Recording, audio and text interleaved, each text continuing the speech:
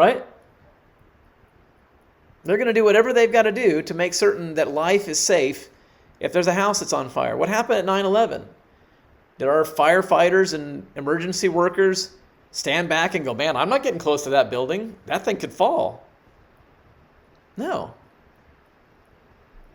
They ran into it because they wanted to save lives. And there were people who lost their lives trying to save the lives of others because of the instability of the wreckage.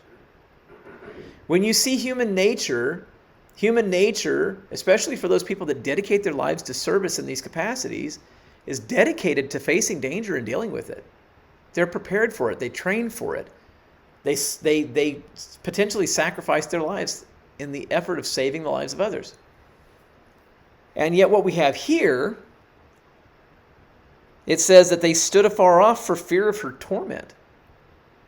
They did not want to be part of whatever was going on, and they were afraid of it. So what could it be that would cause people to be afraid and not try to run to the rescue? Right? People run to the rescue when they feel like they have a chance of survival. And even in circumstances where they feel like, you know what, there's a 90% chance I could die, I've got to do it. People will altruistically, because of their conviction, attempt to save a life. But in this case, we have a 100% failure rate. They saw what was going on and they're like, nope, because I'm afraid. I know for a fact, if I go there, I'm going to get judged. I will die just like they did. I'm not going to do it because it's not worth it. So the destruction has to be so overwhelming, so pervasive, and so consuming that they know not only that they will die if they even attempt, but that they fear the attempt. That's what this says. Standing afar off for fear of her torment, saying, alas, alas, the great city Babylon, that mighty city, for in 1 hour is thy judgment come. Verse 11. And the merchants, the global traders of the earth, will weep and mourn for her, for no man buys their merchandise anymore. Now think about this. What did that just say? The global traders, the merchants of the earth. Who's weeping? The merchants of the earth. The global traders are weeping. They are going to weep and mourn over the city because no man buys their merchandise anymore. It's not saying that they're not buying their merchandise from the city. It's saying that no man on the face of the earth buys their merchandise. So you've got some guy in El Salvador that's picking coffee beans who's bawling right now because no one's buying his coffee beans anymore. Why? Because probably the coffee, sugar, and cocoa market just died. Where's the coffee, sugar, cocoa market housed?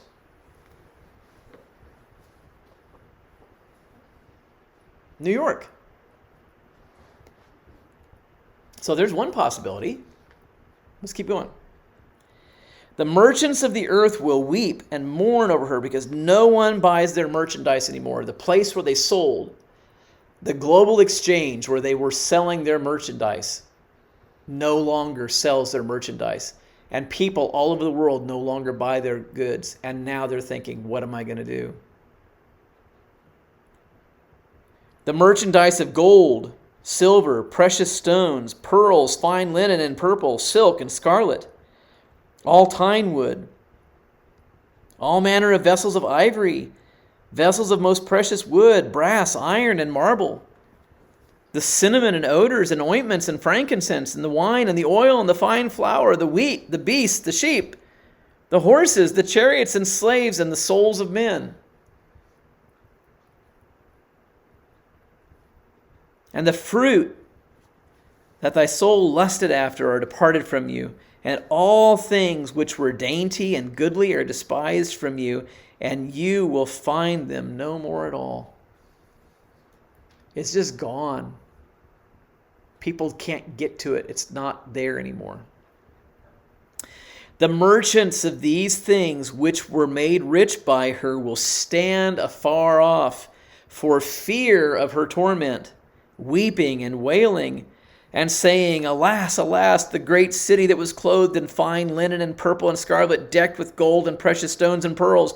For in 1 hour so great riches has come to naught.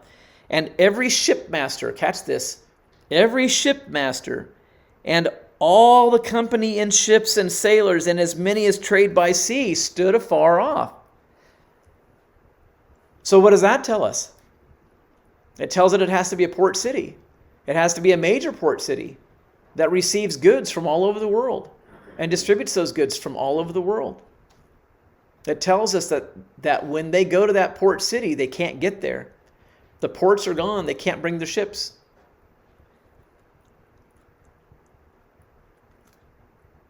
They cried when they saw the smoke of her burning, saying, "What city is like this great city?" They cast dust on their heads and cried, weeping and wailing, saying, "Alas, alas, the great city, wherein were made rich all the ships by the sea by reason of her costliness, for in 1 hour she's made desolate. Rejoice over her, you heaven, and you holy apostles and prophets, for God has avenged you on her." That's an interesting one, because what is it saying? It's saying that this city was responsible for the death of apostles and prophets, and that God avenged their death on them. A mighty angel took up a stone like a great millstone and cast it into the sea. Thus with violence will the great city Babylon be thrown down, and shall be found no more. And the voice of harpers and musicians and of pipers, of trumpeters will not be heard any more at all in there. No craftsman whatsoever will be there.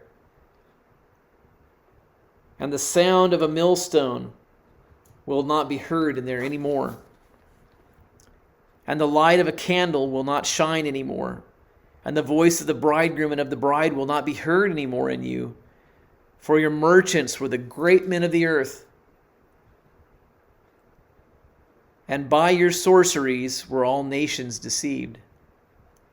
And in her was found the blood of prophets and of saints and of all that were slain upon the earth.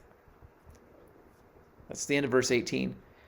Interesting here, one of the things that sticks out to me in this is verse 23. It says, "By your sorceries were all nations deceived." The word sorceries is the Greek word pharmakia. By your pharmakia were all the nations of the earth deceived. I look at that and I think, interesting.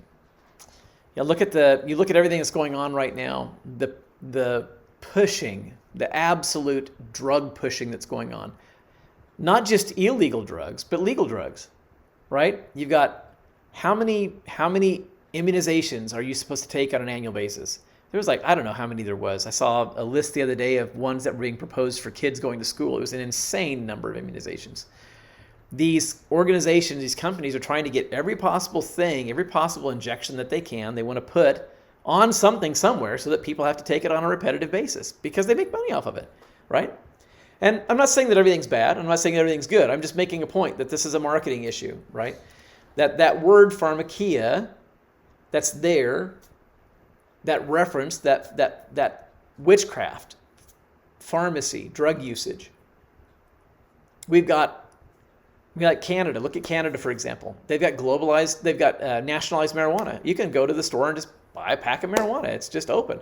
When I was up there in 86 doing some work in Vancouver, doing missions work in 86, you'd have people going out to dinner, dressed in their nice suit and dress. They'd go stand up by their cars and smoke a joint after dinner. That was just normal. And they knew we were from America, and they used to tease us. "Hey, Americans." They'd make fun of us because they knew that we didn't have legalized marijuana in the United States at that point. But everybody wants their tax money. Oklahoma did it not too long ago, and you can have an ingrown toenail and get a marijuana card. You just have to ask somebody for it.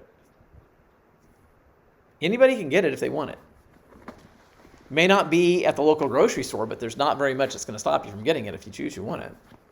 Because people want to make the sale. The state wants the taxes. They're making money off of it. And we're not the only state. There's all sorts of states.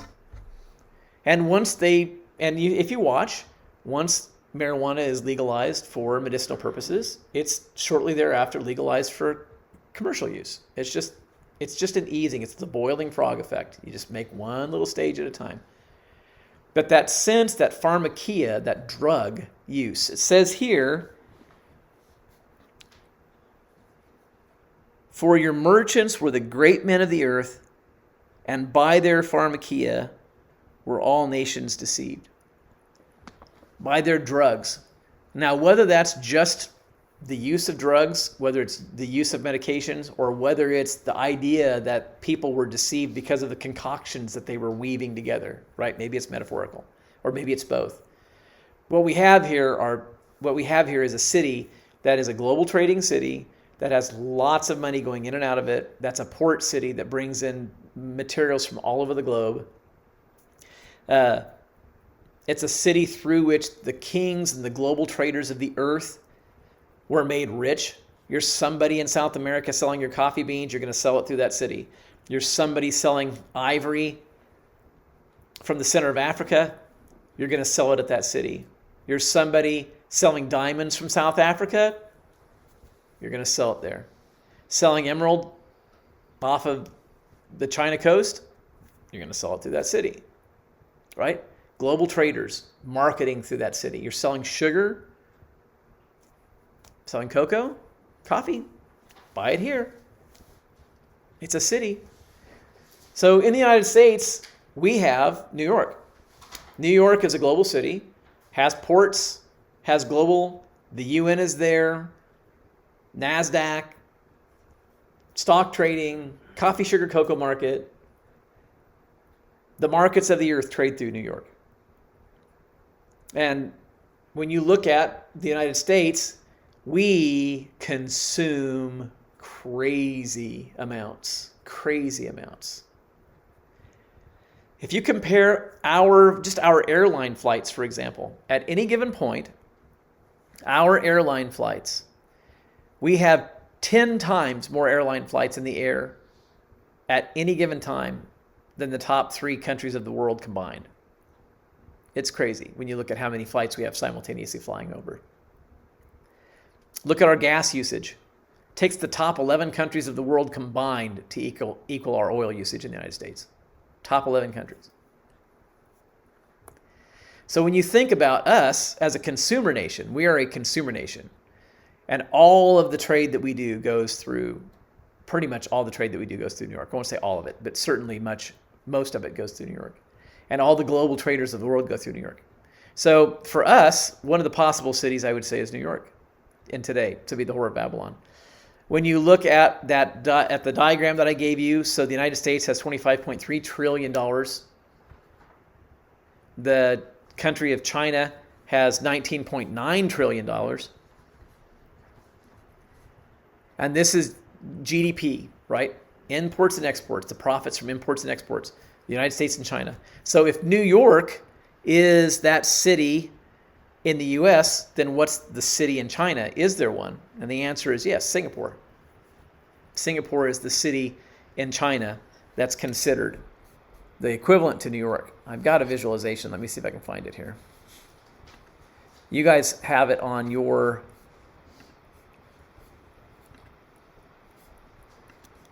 Word document, and I'll share it online here for everybody that's watching online. Give me just a second here.